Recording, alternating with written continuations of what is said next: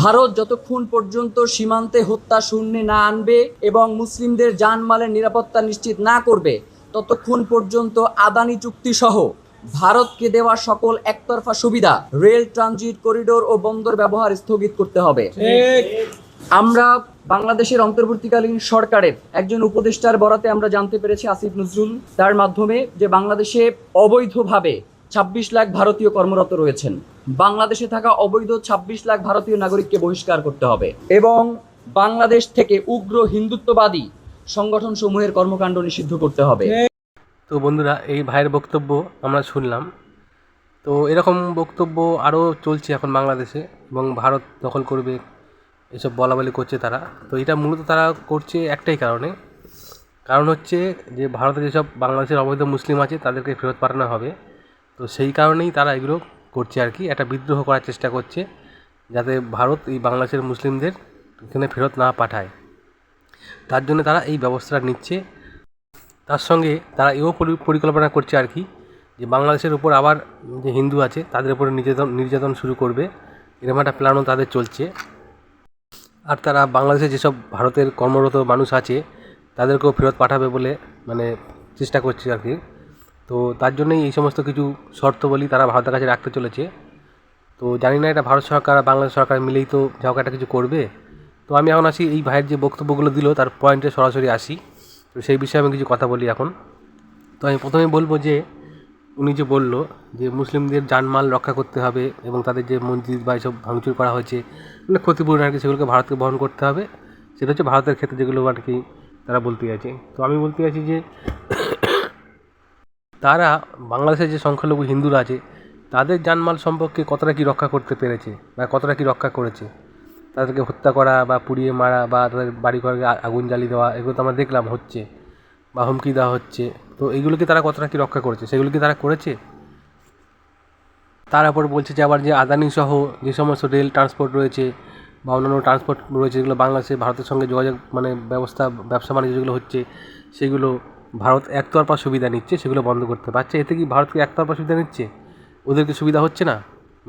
কতটা বোকা ভাবুন একবার। এতে তো দুই দেশের মধ্যে আদান প্রদান হচ্ছে, দুই দেশেরই সুবিধা হচ্ছে।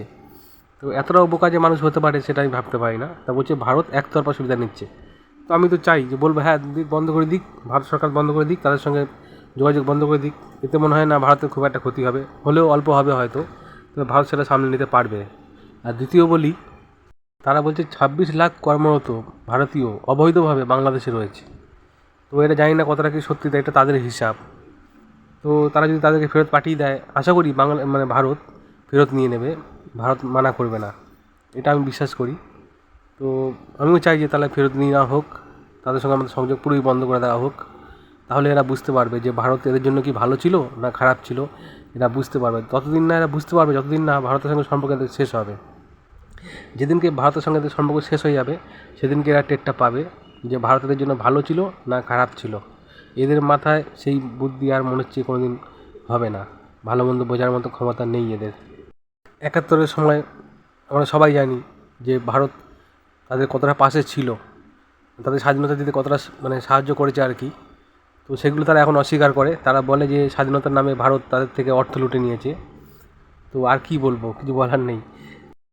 তবে এই কথা সবাই বলে না, যারা ৭১-এর সময় যারা ছিল আর কি, যারা দেখেছে, যারা জেনেছে, তারা এগুলো স্বীকার করে যে ভারত তাদের সাহায্য করেছে। কিন্তু এই এখনকার ছেলেপুলেরা, বাংলাদেশের যারা এই ছোটো ছোটো ছেলেপুলেরা, এরা এখন এই সব নতুন সব পার্টি করে আর কি, নেতা যাতে বলা হয়। বাংলাদেশের ধরতে গেলে এখন সবাই নেতা, বিশেষ করে বাচ্চারাই এখন বেশি নেতা ওদের। তো ওরা এগুলোকে অস্বীকার করে। একটা কথা বলি, যে বললো যে বাংলাদেশে যেসব হিন্দুত্ববাদী আছে, উগ্রপন্থী যাকে বাংলাদেশে যারা হিন্দু তাদেরকে উগ্রপন্থী বলা হলো, এই তাদেরকে যেসব কর্মরত করছে সেগুলো বন্ধ করতে হবে। কি তার এদের এখন পুরোপুরি টার্গেট হচ্ছে হিন্দুদের উপরে, বিশেষ করে ইসকনের উপর আবার এরা টার্গেট নেবে। এর একবার দেখলাম আমরা টার্গেট নিয়েছে, সে এক ভদ্রলোক মিথ্যা কথা বলে, তো সবাই জানি আমরা কি বিচ্ছিরি একটা ব্যাপার হয়েছিল। তো এরা আবার সেই টার্গেট হিন্দুদের উপর নেবে। এখন যদি আমার যা মনে হচ্ছে আর কি, যে এখন যদি ভারত থেকে অবৈধ যে মুসলিম আছে বাংলাদেশে ফেরত পাঠানো হয়, তো ওরা বাংলাদেশে এবার যে হিন্দুরা আছে, যারা সংখ্যালঘু আছে, তাদের উপরে অত্যাচার শুরু করবে, তাদেরকে আবার মারধর করবে, ঘরবাড়ি জ্বালিয়ে দেবে এবং ইসকনের উপরেও হামলা করবে। এখন এটাই হচ্ছে তাদের মেন পরিকল্পনা। এগুলো সব তাদের অজুহাত, আর কিছুই নয়। আমি আর বেশি কিছু বলবো না। তো বন্ধুরা, যারা কেউ যদি ভিডিওটা দেখে থাকো, একটু আমাকে কমেন্ট করো কেমন লাগলো, আর একটু সাবস্ক্রাইব করে দিও। আর আমি এই ভাইয়ের আরেকটু বক্তব্য শোনাই। হবে পররাষ্ট্র মন্ত্রণালয় থেকে বারবার বাংলাদেশকে হুমকি পর্যন্ত দেয়া হয়েছে। 2001 সাল থেকে 2024 সাল পর্যন্ত প্রায় 2000 মানুষকে গুলি করে সীমান্তে হত্যা করা হয়েছে। গড়ে যেটা প্রত্যেক 12 দিনে একজনকে করে হত্যা করা হয়েছে। আন্তর্জাতিক একটা আইন রয়েছে অনুপ্রবেশকারীদের ক্ষেত্রে। ভারত সরকার কোনোভাবেই সেই আন্তর্জাতিক আইনের তোয়াক্কা করছে না। গত 55 বছর ধরে তারা সীমান্ত হত্যাকে জিরোতে নামিয়ে নেয়ার যে আশ্বাস তারা দিয়ে আসছে, সেটাকে তারা ভঙ্গ করছে এবং তারা সীমান্তে হত্যার পাশাপাশি বাংলাদেশের রাজনীতিতে একের পর এক হস্তক্ষেপ করছে। তারা বাংলাদেশের সামরিক সক্ষমতা অর্জনের কাজে বাধা হয়ে দাঁড়াচ্ছে। একটা স্বাধীন সার্বভৌম রাষ্ট্র কতটুকু সামরিক সক্ষমতা অর্জন করবে সেটা ঠিক করে দিচ্ছে ভারত।